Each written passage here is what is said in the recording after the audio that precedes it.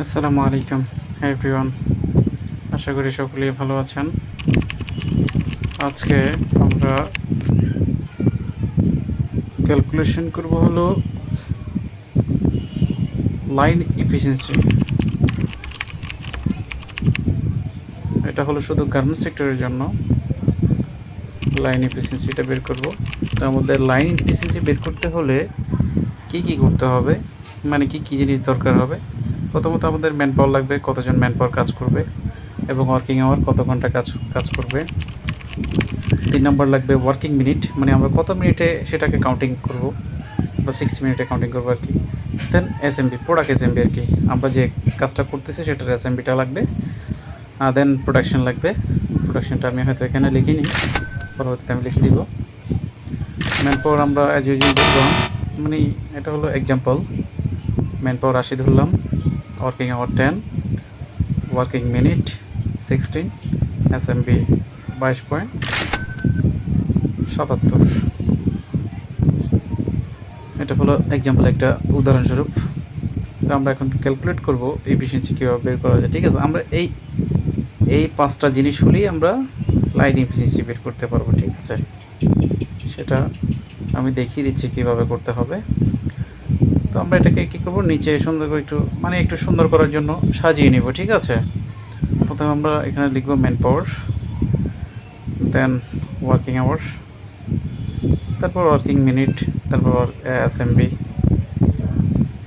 দেন production. সেগুলো আমরা এখানে মানে স্টেপ বাই স্টেপ লিখে নেব। উপরে তো লিখে দিয়েছি, মানে ওগুলো আমাদের প্রয়োজন করার জন্য, মানে এই বিষয়টা বের করার জন্য। আর এখানে আমি একটু সাজিয়ে নিচ্ছি আর কি, যাতে দেখতে ভালো লাগে বা এরকম কিছু একটা আর কি। তো আপনারা আসলে অনেকেই শিখায় না আপনাদেরকে, বা অনেকে প্রশ্নও করতে পারেন না সিনিয়রদেরকে কীভাবে শিখবেন, নিজের ভিতরে লুকিয়ে রাখেন। তো তারা চাইলে আমার এই ভিডিওগুলি দেখে শিখতে পারবেন, এবং আপনারা কি শিখতে চাচ্ছেন সেটা আমাকে কমেন্টস করলে আমি সেটা আপনাদের সামনে তুলে ধরার চেষ্টা করব যতটুকু সম্ভব আমার কাছে। এমন না যে আমি একবারে পুরো এক্সপার্ট, আমি যতটুকু জানি তার থেকে আপনাদের কাছে কিছু শেয়ার করলাম, তাতে করে আমার কমে যাবে না কিছু। মানুষ আসলে শেখে এবং অন্যকে শেখায়, তাহলেই বোঝা যায় যে আমি শিখতে পেরেছি কিনা। ঠিক আছে, আর যদি কেউ বলে যে হ্যাঁ আমি অনেক কিছু জানি কিন্তু কাউকে বলে না বা কাউকে বলতে চায় না, তার মানে সে কী জানে সেটা হলো সে নিজেই জানে না। তো আমি চাই আমি যতটুকু জানি আমি অন্যকে জানাইলে সে রিয়েলাইজ করতে পারবে যে আসলে আমি কতটুকু জানি বা আমি এই কাজটা জানি কি না। তো ঠিক আছে, আমরা মূল কাজে চলে যাই। এখানে আমরা ক্যালকুলেশন করে ফেলছি।